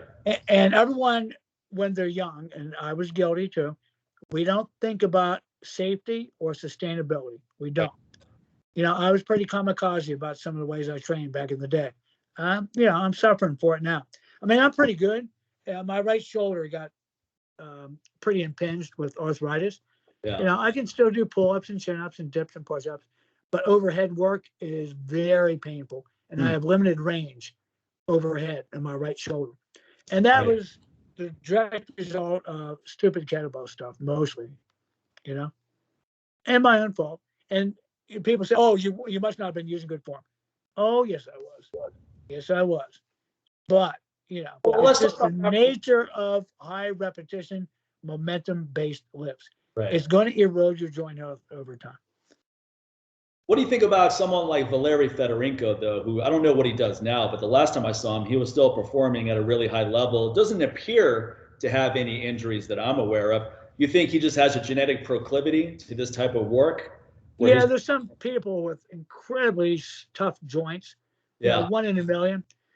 There's thousands of guys working out like Fedorenko doing this exact program, but there's only one Fedorenko, you know? Yeah, that's right. And the guys that are close to him, we already know about him. But, you know, for every Fedorenko, there's like 10,000 dudes that crashed, burned, got hurt, or just plain failed. I'll give you an example. My own father, Sam Maxwell, was still running marathons when he was 93 years old. Wow. Now, he had started in his 40s back in Carlisle, Pennsylvania. Yeah. He started running because my brother and I were running for conditioning for football and wrestling, which is another topic into itself, useless for the sports, but, you know, we were doing it. Yeah. And that was the way he did it back then. But anyway, he started liking it, and he found out he was pretty good at it because I think he had a fairly, you know, a lot of slow twitch muscle fiber system, you know. And he was still running into his 90s. But yet, all the guys that he started running with, he belonged to the Orlando Runners Club. Almost every one of those guys had to quit because of ankle, foot, knee, or hip surgeries. And he was still running on. You know, there'll be new people to join, but a lot of the original guys all dropped out with all sorts of orthopedic problems. Yet he kept going on. Now, he had a ton of orthopedic problems, but he still persisted. He would have been so much healthier if he wouldn't have done that. Talk about a sarcopenia activity. Ugh, wasting your muscles. But, you know, he could do it. He just kind of tough jointed guy. So I'm guessing I probably inherited some of that. And I could get away with doing a lot of crazy stuff. It's amazing I wasn't more injured than what I was, you know. But I can, you know, I think good genetics. But all these guys, you know, there was someone that posted a video of these really old Chinese people in China doing these kind of amazing bodyweight gymnastics stunts. They're all really real thin and skinny, but it was kind of impressive the way they're holding planches and, you know, flags and all that. And he was trying to argue that, well, apparently, you know, these type of stunts don't hurt these guys. But he didn't see the other million Chinese guys that completely ruined themselves trying to emulate and do the same thing. So there's always going to be an exception. But rather than look at extremist examples, you know, you need to look at like the big picture. And above all, if you're really attracted to doing stuff like that, but just look at the signposts and don't ignore the warnings. Right. There's little warnings that happen. I was getting warnings the whole time with the kettlebell, and I ignored it, a lot of it. You know, the windmills used to kill my shoulder on the right side. You know, bent presses killed my shoulder, and I persisted, you know, and that was stupid. And, you know, luckily I stopped before it got horrible. But, you know, that hanging, by the way, you know, the Shoulder Pain and Solution and Prevention by John Kirsch. Have you seen that book? Yeah, I haven't read the book, but I've seen it. Well, basically, I can save you the money. You just hang every day by your hands, thumbs even with the outside edge of your shoulder, palm away, grip, and just hang for periods of time or even multiple times. It really does fix up shoulders amazingly well. Just dead hang. Don't try to keep the arms in the socket or anything. Let everything relax, and it opens up the shoulder joint, and it really diminishes. It gives you more room for the humerus to move around. Yeah. But that saved me. When I do that regularly, I'm pretty much pain free. It's just that my range of motion is limited because I developed a bone spur in the right shoulder. Yeah. So it literally gets in the way. Yeah, trying to exactly. do certain things. Can you have that shaved down, or can you have it removed? I probably could. Yeah. My mom had that surgery, but man, a lot of complications. And Huh. to tell the truth, Mike, I can do pretty much everything I like to do. Right. And I just didn't feel like taking off the 8 months it takes to recover from that. Yeah. Yeah. If it's not affecting the quality of your life in a Yeah, I mean, so I can't do heavy overhead presses anymore. Big deal. Yeah. Ironically, I can do Hindu push-ups. Now, here, let's backtrack to some of the trends you've been through, because I'm curious what you think about this. Let's look at the Nautilus system, right? Because it's trendy to make fun of machines as a total waste of time. I've been guilty of that myself. I actually find myself using machines more and more now in the gym. One, for variety, but two, because they feel pretty good on the joints. They do feel good. They do feel push good. it pretty hard. I'm doing some overhead presses, and I go, hey, my shoulders feel pretty good. My joints feel really good doing this. So where I'm going with this is with machines, especially using deliberate form, right? Like you're not trying to explode out of it. It's just contract, lat pull downs, nice and contracted.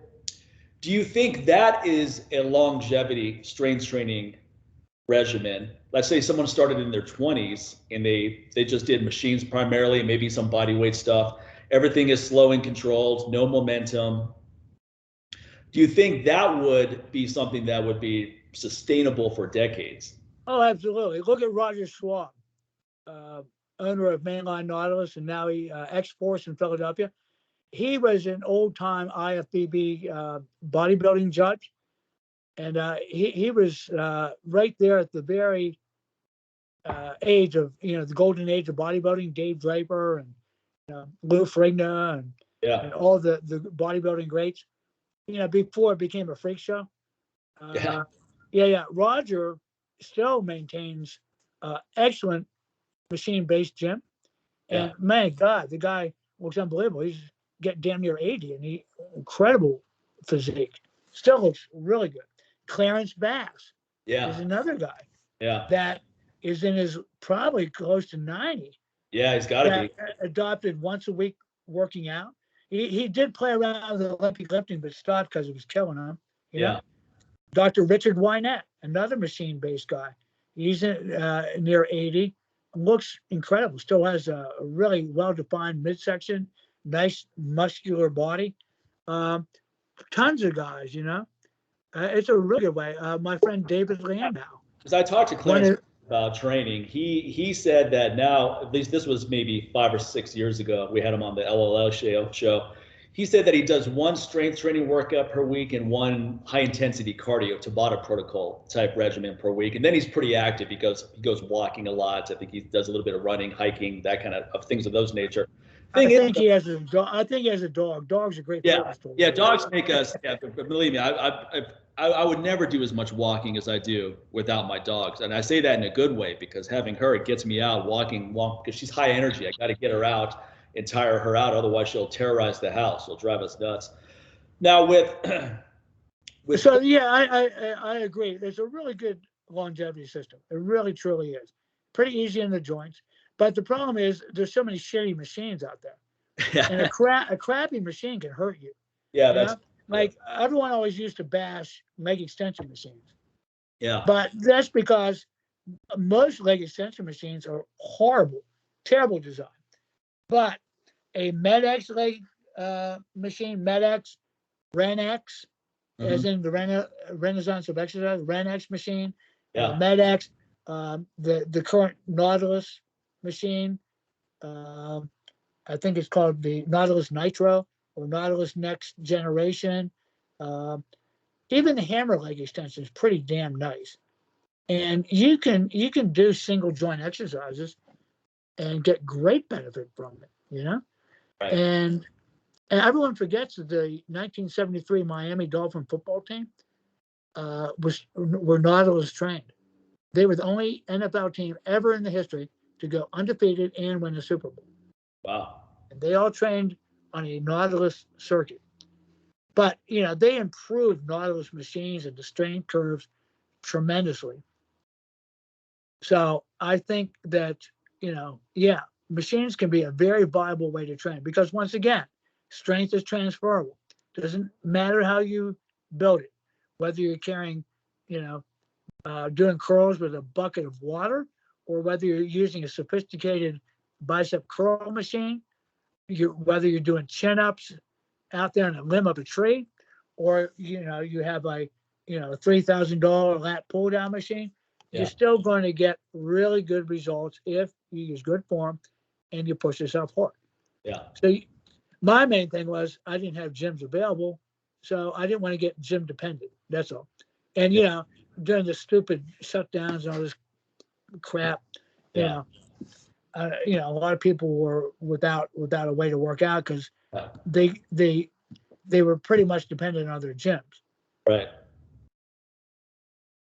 Yeah, I have a nice home gym system here, so I didn't miss a beat with training when we were shut down for a couple months. In fact, I got some really good workouts in at the house.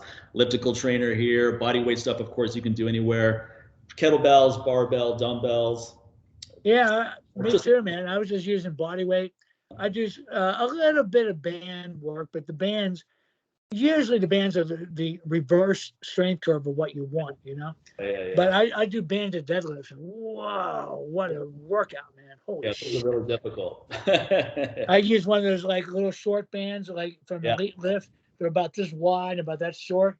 Right. I have two of them. One's like, I think at the top of like 225. Yeah. And the other one's like 235 or 240.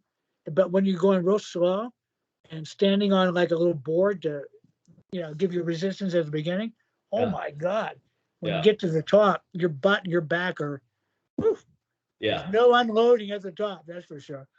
Yeah, no doubt about it. Now now it sounds like looking at your example of training and Clarence Bass, is it fair to say that you guys are just trying to maintain what you have right now? You're not trying to build strength. You're not trying to set PRs at this point. Is it safe? I couldn't even if I wanted to. But usually you reach your peak right between 3 to 5 years. Right. I reached my peak back in the 70s, man. Yeah. You're not going to have the strongest lift at 65, most likely, if you've been working. So it's like saving money in the bank. You build as much strength as you can. I never really had the genetics to hypertrophy. Everyone in my family was kind of small. Now, my mother got pretty fat, so there was the tendency to put on body fat from her side of the family.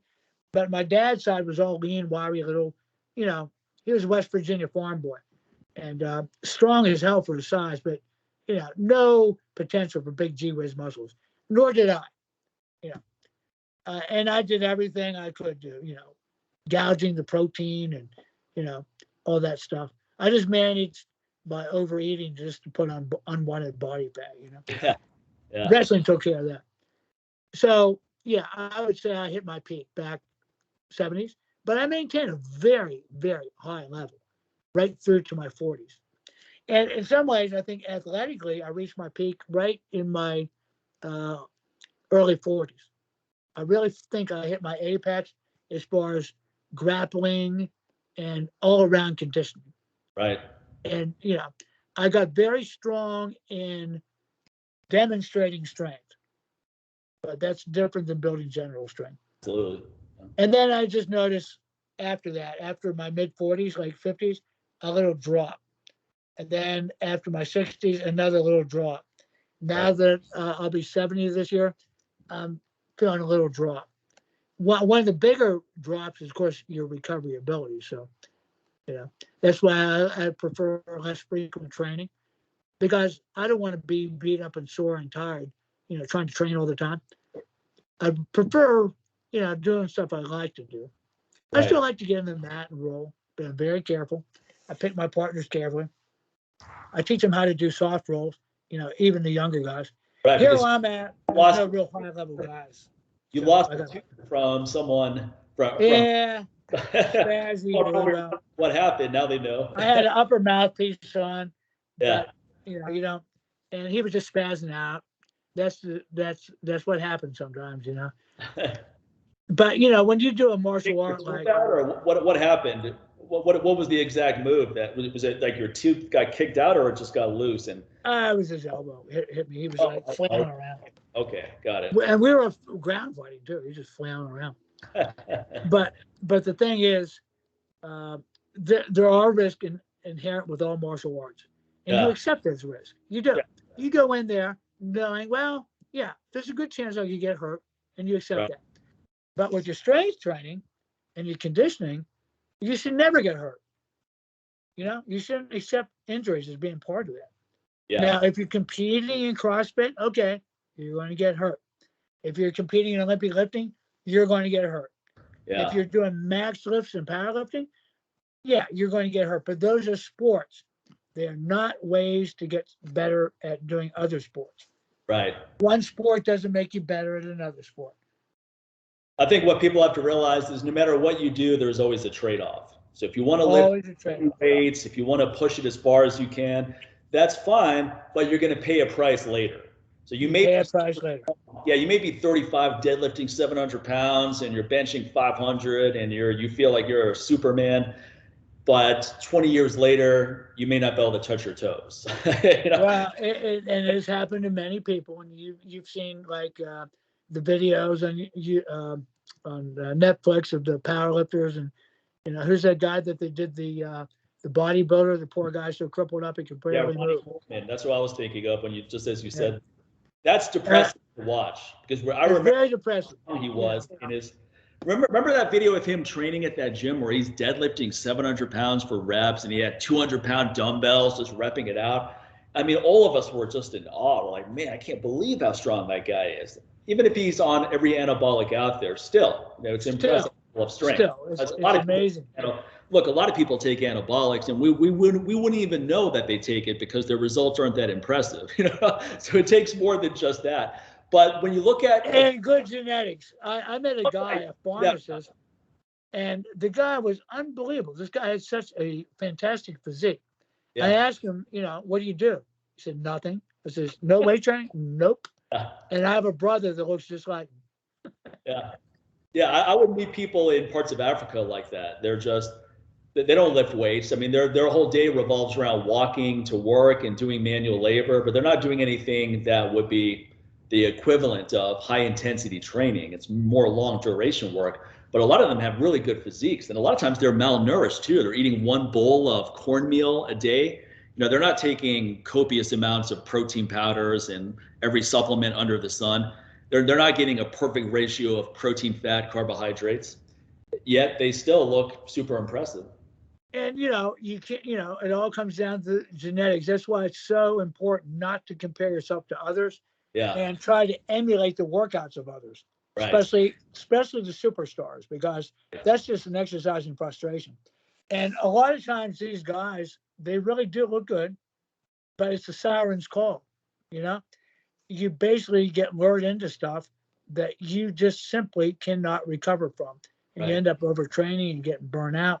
So basically, if you're just doing a push and a pull horizontal, push, pull, vertical, you're pretty much taking care of the upper body. If you're doing some type of hinge like a deadlift, or it could be a 45-degree back extension, or it could even be a glute ham raise. You're doing some form of squat, whether it be a sissy squat or squat on toes, or the flat foot safety squat bar, or even a leg press. You've covered all the basics. Now, you got to work your neck. You got to work your grip and forearms. You got to work your calves and your shins. Maybe you want to throw an abdominal exercise in there. And you pretty much have a very safe general workout. And if you use moderate speed, you don't have to go super slow. I like super slow, but science shows that about 4 seconds up, 4 seconds down. That was Mike Mentzer's favorite speed. It's fine. I'm a friend with Jay Vincent. Maybe you've seen him. Sure. A fitness professional. He's a fitness model and a bodybuilder. Looks fantastic. He has some great information out there. And even Martin Birkin, the guy that kind of got the lean gains, the intermittent fasting thing going, he was using pretty much a high intensity training protocols, and it looks unbelievable. But don't expect to look like those guys. It's not rocket science. You don't need these big complicated Russian formulas and percent this and percent that, and you don't. And I think a lot of it was Russian misinformation. All that Zatorsky and who's that other guy? Zatorsky and Tudor Hall, though I don't think he was Eastern European. And there was Michael Yasis. Michael Yasis was a plant, for disinformation, man. I believe a lot of the guys were. That article seems like an episode of that show about the Russian spies. What was the name of that show? The Americans. Yeah, the Americans, exactly. That was it. Great show, man. As I'm reading that article, I'm going, someone could make a scripted show about They could. I'm not saying it's true, but there's a good chance that it was. Well, it's an interesting read, whether it's true or not. But there's probably, there's probably some nuggets of truth to that. I think so. Yeah, there probably are. I kind of like conspiracy theory. I find it fascinating. But the whole term conspiracy theory was a CIA. They made that term up to, basically things. Yeah. Yeah, so that they could say, yeah, the guy's just a conspiracy nut, right. or what. Right. Tinfoil. It was a way to disparage anything that was outside the mainstream, or right. People that aren't following along with the status quo. Yeah. And so they would label them, but it doesn't mean it was wrong. It does not mean that it's not true. Unfortunately, so many of these things are mysteries and we'll never know in our lifetime, Right. What's also funny is that sometimes we're always looking for a system that's going to give us superior results. They go, if I just find the magic program, there's got to be a program out there that's just going to give me exactly what I want. I mean, I used to chase programs left and right when I first got into training. I did too, man. It's I was a program chaser, but the hard fact is that most of us are never going to have big G whiz muscles. Most of us will only be moderately strong. And for the most part, after 3 to 5 years, you pretty much hit your genetic peak. Yeah. Now, that doesn't mean a guy that never trained can't make spectacular results. I've had guys come to me in their 80s that within a couple of years tripled their starting strength levels. And I had one guy that could barely make it up the steps at the old exercise. Yeah. And after just a steady diet of just basic machine training, leg presses and pull downs and chest press and so on, within about a year, he got rid of his cane. Wow. And within another half year, he started playing golf again in his 80s. And the guy put on definite hypertrophy and muscular size and looked like a guy, 2 decades younger. He looked like a guy in his 60s instead of his 80s. Yeah. And had better posture, spring in his step, and got the joy of life back. So, yeah, it doesn't matter when you start. However, if you start younger, yeah, you're going to get the best results. Well, in some ways, starting younger is what caused all of us to have these injuries, because when we're younger, we can get away with certain things. Sometimes you're better off to be that guy who's 45 who never really worked out seriously, because you don't have all the wear and tear of working out incorrectly, at least. So you almost have a bit of a fresh slate. You're not at your chronological prime, most likely, but at least you don't have the baggage of all the wear and tear that you've built up. Because like most of us, I didn't have a trainer when I first started lifting weights. I was like you. My dad bought me this little bar, and I had a rackety bench which would flip over if you put too much weight on it. That's what I started doing, and all I did was bench pressing curls, like every other dumb fuck guy.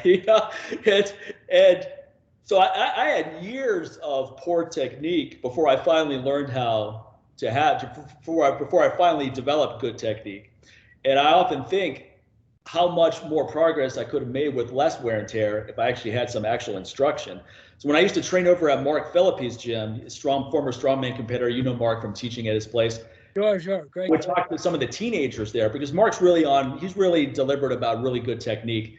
And I would talk to some of the teenagers there, and I go, man, you guys do not take this for granted that you're in this environment, training here at this age, because your first experience lifting weights is here under his tutelage. That's going to save you so much of wasted time with stuff that doesn't work, overburdening yourself.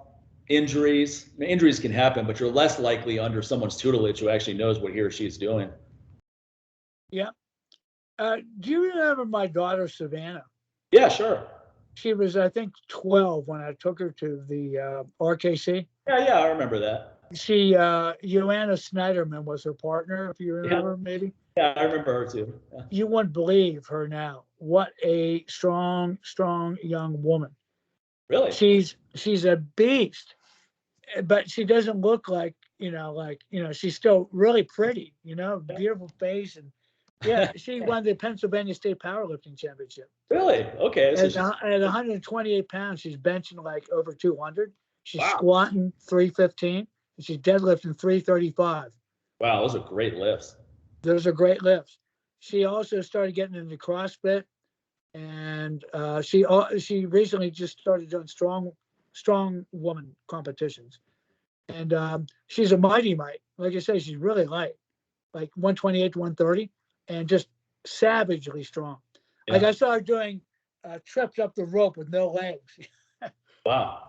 Yeah, with a training partner. Yeah.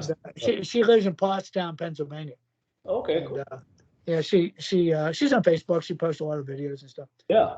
Yeah. Oh, that's really pretty girl. So, it proves that a woman can be feminine and beautiful and still be incredibly strong and muscular. Yeah. For a lot of women, fear. Well, I think that one of the best contributions of CrossFit, some may argue the only good contribution, is that it got a lot of women inspired to lift weights. Yes. More so than any other system that I'm aware of. Because I think so. We taught at all those kettlebell courses. We would have 1 or 2 women per course come through. At least for the time I was there, it was never, out of 50 guys, you might have 2 women.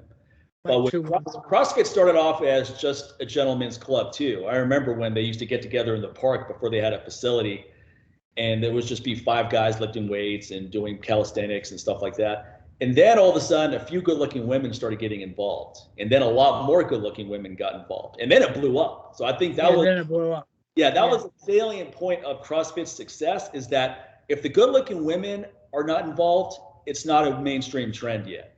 Yeah. And they got the good-looking women involved to the point where other women are looking at them going, I want to look like that. So they get involved. Now, as we just discussed, you're not going to look like that. But people often think, people like the illusion of, if I, like for example, people like Tony Robbins say, find someone you want to be like and just duplicate their program. Eat like they do, train like they do. And very few people offer the counterpoint that you do of how ineffective that is largely. But maybe 2% of people who do that are actually going to get the results that they're going after. I often get people asking me, they go, how'd you get so big and strong on a vegan diet? And I tell them what I do, and I am methodical about how I eat, but I always say, look, this is what works for me. I don't know if it's going to work for you or anyone else. And there are people that are way stronger than me on a vegan diet, and and they pretty much eat just like I do. So it's not always about just what you eat and all that. Sure, you can be inspired by other people. You can pick up a lot of good tips from people. But where I'm going with training and nutrition is you have to figure out what works for you at some point. Yes, exactly right. You really do. And there's no getting around, experimentation. Yeah. But you got to do it in a safe way. Right. And when I talk about safe, I'm talking about, slow, high tension reps, avoiding momentum, swinging, throwing, heaving, jerking, twisting. That's the stuff that gets you really messed up. Yeah. And I've been guilty of it all. I've been guilty, also doing, like these multiple exercise type movements. I experimented for a time with weighted mobility. Big mistake. It's like you get a shitty strength workout and a shitty mobility workout. There's hybrid things. Things like, I'll give an example, like a burpee, for example, very popular, right? It's hard as hell, but just because something is hard doesn't mean it's necessarily that good for you. Right. You don't really load any one particular muscle group very effectively. There's no real time under load. There's no real time under tension. You'd be better off doing bodyweight squats and push-ups separately. If you really want to get the metabolic effect, maybe repeat it. People would say remember people would do a clean, a squat, and a press, right? They go, hey, here's a way to save time. Just combine these 3 movements and do 1 set and you're good to go. But if you can press it, it's not heavy for your legs to squat. Exactly. Yeah. So, I mean, so your upper body is probably going to get a pretty decent workout pressing, but your legs aren't. Not at all. So, yeah, that was a mistake. And I was guilty of all that, making kettlebell complexes. And, people would say, well, smoke the system and not the muscle. Well, that's kind of silly. I mean, systemic fatigue, you can do that doing anything. You can go to a sauna and get your heart rate up to 200 beats per minute, Yeah. That's a lot of systemic fatigue and stress. Yeah. But it doesn't necessarily translate to a training effect, Right. So, hey, listen, man, wow, it's 2:13 already. I was going to say we should wrap up soon. I don't want to take it. But it sure was great touching base again, man. I'm so glad that we got back together again. And a chance to talk to you. I could talk to you all day. But where can people, now you're still designing programs for people, so where can people find out more about that? Yeah, it's Maxwell SC. I'm sorry, Steve Maxwell SC at .com. Steve Max. I lost my mind for a second. I was waiting for you to say .org or .net. Yeah, no, I was getting my email. I'm here staring into this ring light. I have a ring light set up around my my iPhone. Yeah, it's SteveMaxwellSC.com. Okay. That's my website. And then people can reach me at maxercise at gmail.com anytime they want to touch base. And, I'll do diet and fat loss programs, general fitness. I became quite the Zoom master during the pandemic. I do online live workouts with people. Some people have weekly sessions with me. Some people have 2 weekly sessions with me. They just love working out in the privacy of their own living rooms. Yeah. Or in hotel rooms. A lot of people that I work with travel. Right. And I still do a lot of workshops and things. I have a Jiu-Jitsu for a Lifetime training camp coming up in Ikaria, Greece. This will be the first time I'll be back in the road since the pandemic. Yeah. So this July in Greece, I'm going to have a week-long Jiu-Jitsu lifestyle training camp, and where I talk about all aspects of Jiu-Jitsu lifestyle. There'll be not just Jiu-Jitsu, but the strength training and the mobility and, health habits all go into supporting your BJJ lifestyle. So maybe some people will be interested in that. Yeah, man, definitely. Well, hey, I appreciate it. Great catching up with you. Awesome information, plenty to think about. And the last thing I'll say is some people are going to watch this and get so irritated because they're going, oh man, I've been doing kettlebells for this long. I've never been injured. It's like, look, just contemplate the points that you're making. You don't have to. We don't have to all agree with each other, but just look at it from some unique perspectives. I'm looking at it from my perspective, as an elder athlete now. Yeah. And I never said they don't work. It all works, more or less. Any system that you can progressively overload is going to make you bigger, stronger, faster. Right. But some systems work more safely than others. And I would say to anyone listening, if you are not getting hurt, great. But if you haven't hurt or your joints are aching, you're waking up stiff, and your mobility starting to go away, and your back is tight, and you have all these niggling injuries, think about doing something else. Right. And I'm telling you, it never hurts anyone to slow down their reps. Yeah. It does not hurt anyone, and you're not going to lose strength. You might not be able to lift as much weight, but as I mentioned earlier, the amount of weight and the amount of resistance, not the same thing. Right. Well, that's perfect, man. Hey, I appreciate it. This is great information. Let me go ahead and stop recording.